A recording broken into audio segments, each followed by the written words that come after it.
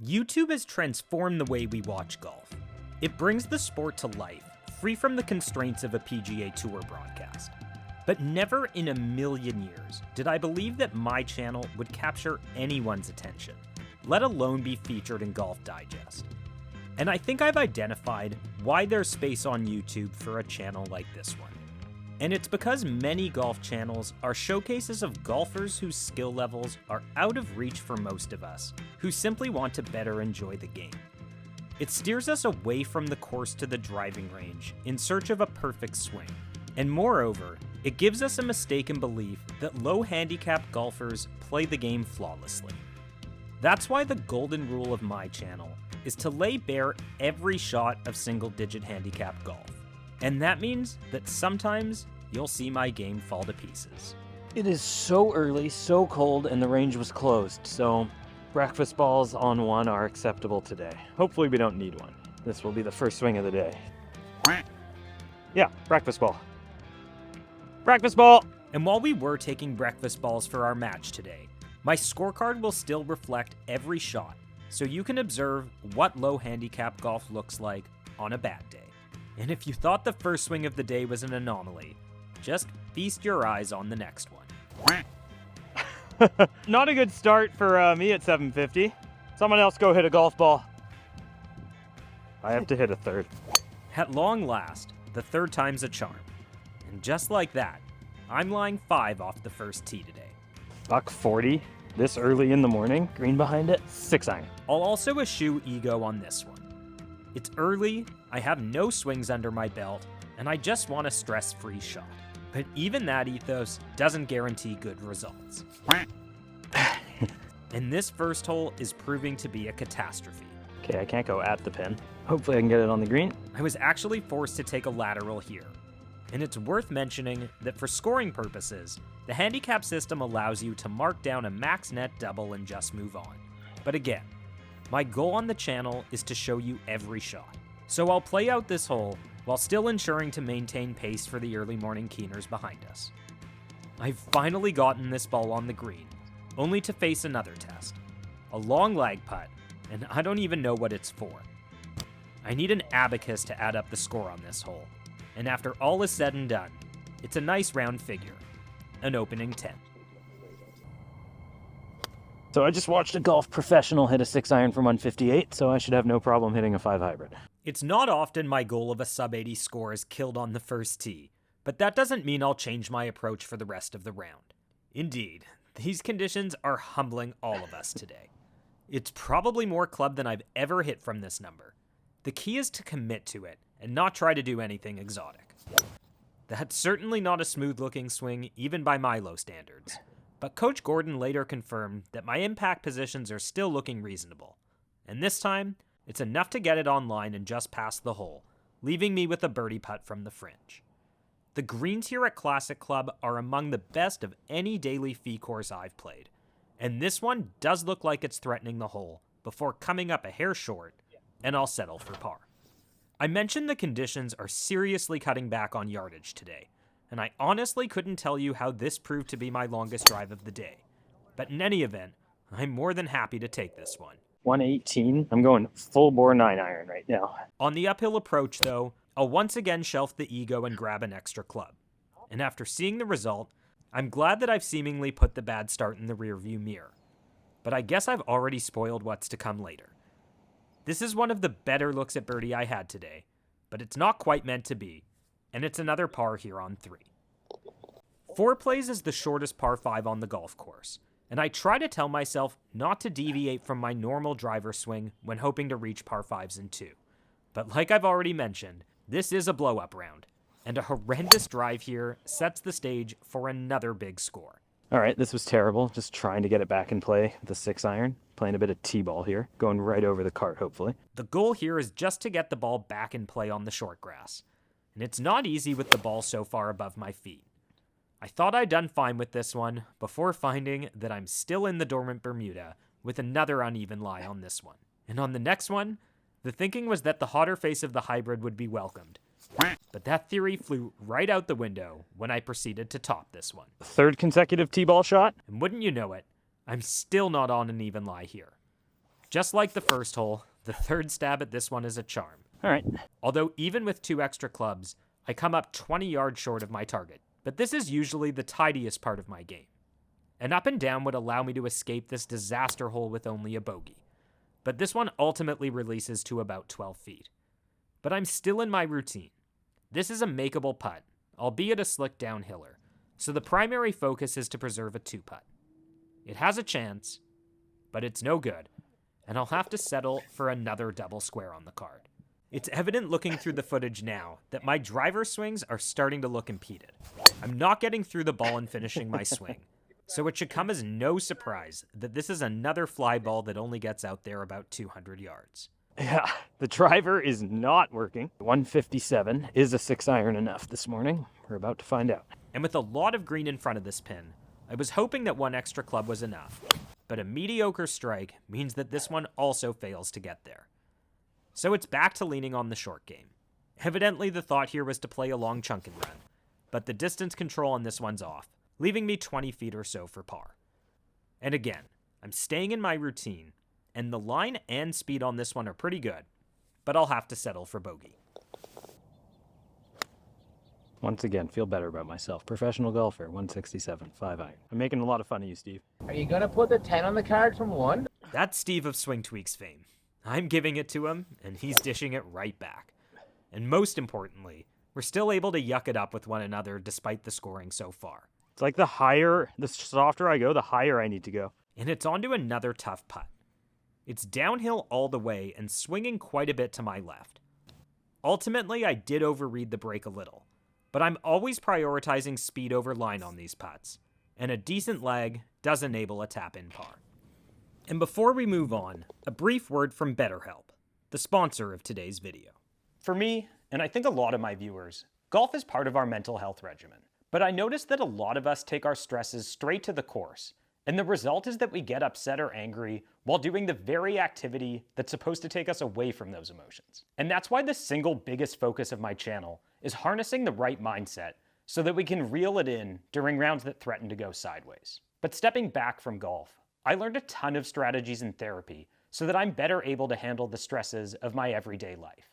I started using BetterHelp several years ago when I was facing a life-threatening illness. BetterHelp is an online therapy platform that allows me to speak with a therapist however I like, whether it's from the comfort of my couch on a phone call, a video call, or even via messaging. Equally important, BetterHelp lets you choose from a variety of therapists, and you can easily switch to a new one at no charge so you can find the therapist that's right for you. So if you've never tried a therapist, or if it seems daunting to find a therapist near you and in your insurer's network, I can't encourage you enough to take that first step and give therapy with BetterHelp a try. Visit betterhelp.com/notascratchgolfer or select my channel name at sign up to get a special discount on your first month of therapy with BetterHelp. And thanks again to BetterHelp for sponsoring today's video. 7 plays as stroke hole 3. It looks innocuous enough from the tee, but a short drive on this hole is compounded further by this ball finding a strategically placed bunker, where my options are limited. Oh god, it's going to be hard to get this clean with the lie. I'm not attempting a hero shot here, and my only thought is to keep my head still in order to make solid contact. But like I mentioned in the intro, sometimes it's just not your day. On to take 2. It's not on the greatest of lines, but at least we're out of the trap. We are waiting for the turning point. It's about 95. And this is usually my go zone.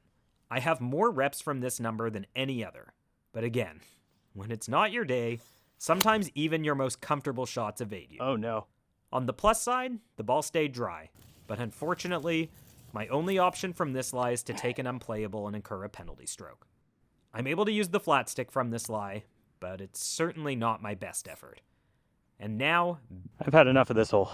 very uncharacteristically, I declare my feelings about the hole and abandon my routine when trying to tidy up for a triple bogey 7, which turns into a snowman thanks to this effort. Oh well. One exercise I like to do post-round is tabulate my best 9 holes of the round. It can be illuminating to see that even bad rounds can feature fistfuls of decent scores, and I like to use it as motivation during rounds like this one. Sure, there may be some double squares, but if I can play 9 holes at even par or better, it softens the blow of a total score that I'd like to forget. Here on 8, After a drive and play and a botched approach, I'm vocalizing only positive thoughts about the next one. Okay, I think this one's gonna go in. Between Jay's ball and your ball, yeah. Steve and I are discussing my landing spot. Now it's just a matter of execution. Not too bad, and it rolls out to tap-in range. And finally, we've stopped the bleeding with a par. And it's good feels heading into 9. The last time I played this course on the channel, I hit a respectable drive, a strategic layup with a mid-iron, and a short iron into the green for a kick-in birdie. I may not be pacing for the 78 I shot that day, but it's a good memory to dwell on here on stroke hole 1.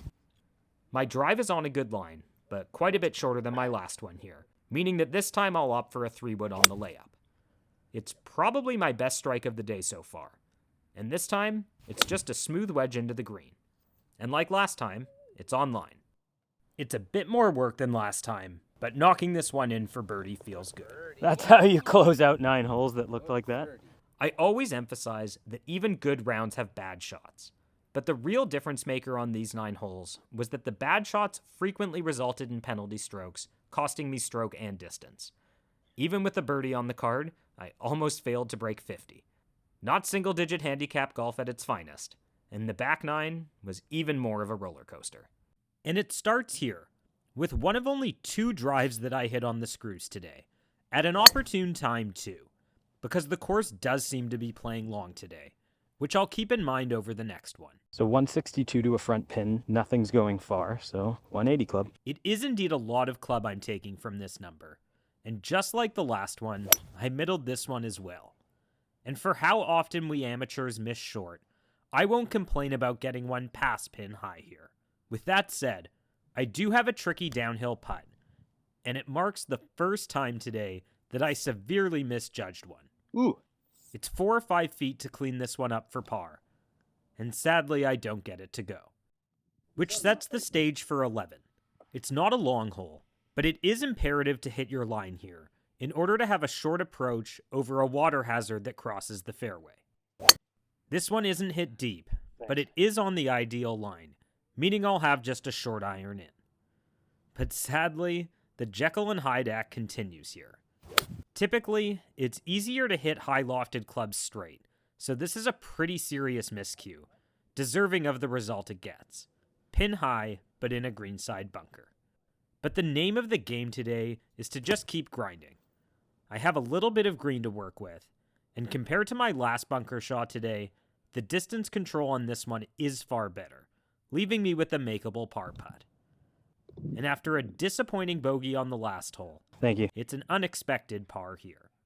This may be the signature hole here at Classic Club, a beautiful par 3 over water that requires just a wedge. Or does it? I thought this one was on a great line, Should be good. but it catches the very end of the water hazard, so it's time to re-tee. And it's rare that I get in my head over shots like these, but for the umpteenth time, this was a day and a round that simply got away from me. This is a pathetic shot, clearly clouded by some demons between the ears.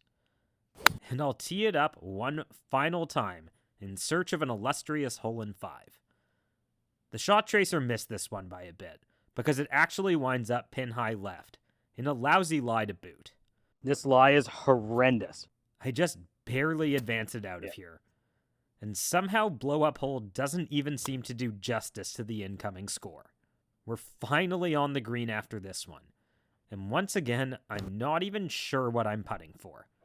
But fortunately, Steve's been keeping track. 9, the German. 9! But hey, Tiger notoriously made a 10 on 12 at Augusta, so who am I to complain with a 9? 13 should be a reprieve. It's only 300 yards and change, and a good drive up the left should leave just a pitch into the green. Go! But the erratic driver swing today once again produces a stinker. It barely covers the treble on the left, leaving me with an even 100 yards into the green. That's typically my perfect gap wedge number, and even though this one appears to be on a good line, it was definitely a mental error not taking some extra club, given how short my irons have flown thus far today. It's technically a green miss short, but this is a straightforward putt if there ever was one. It's uphill a bit too, meaning I can finally play one aggressively. It's on track, but ultimately misses just a hair low.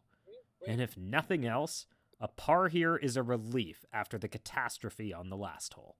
There's plenty of room up the left side of this downhill par 5, and in keeping with the theme of today's round, I push one up the right, where I'll have to take my medicine. All right, so 270. There's bunkers at 180, so the idea is 160 club, wedge in. There's no drawing up a hero shot. The goal is to just get one back on the short grass with a good line into the green. Like that.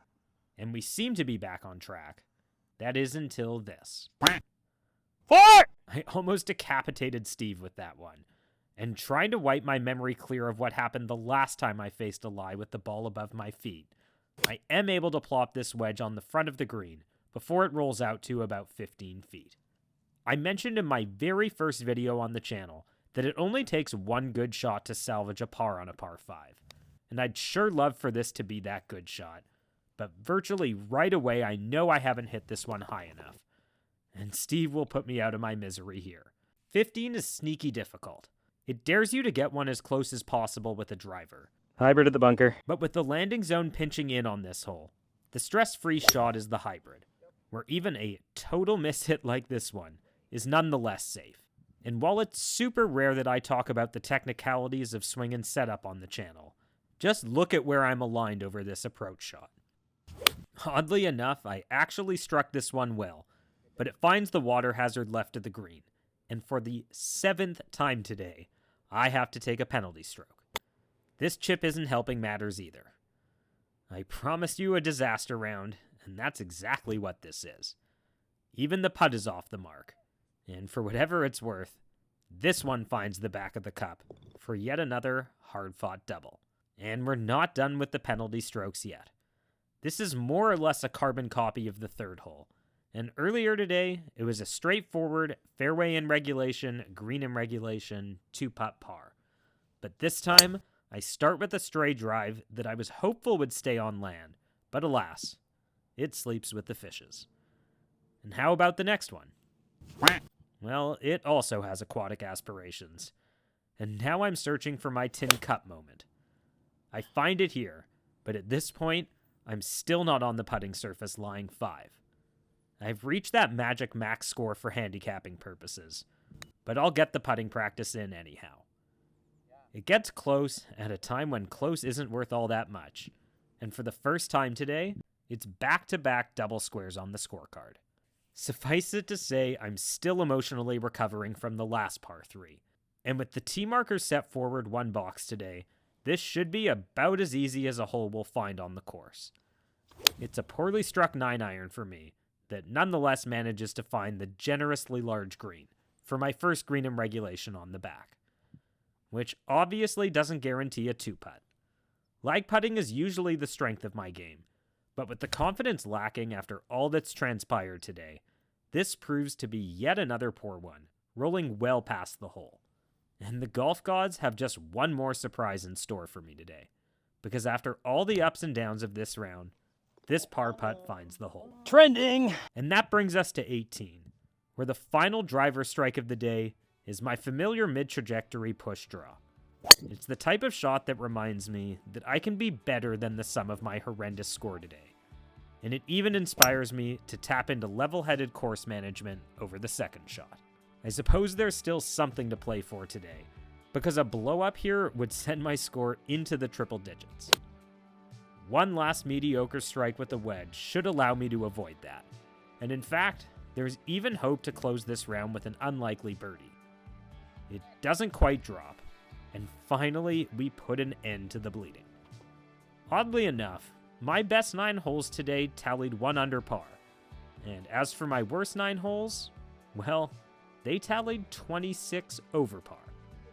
I hope this video reinforces the fact that golf is a mercurial game, and that's part of why we love it. On any given hole, we can be nervous about making an eagle or carding a 10, and that's part of what draws us to the game. Because enjoying golf means embracing the good with the bad, mindful and humbled by the fact that the game can make heroes or zeros out of us every time we step onto the tee.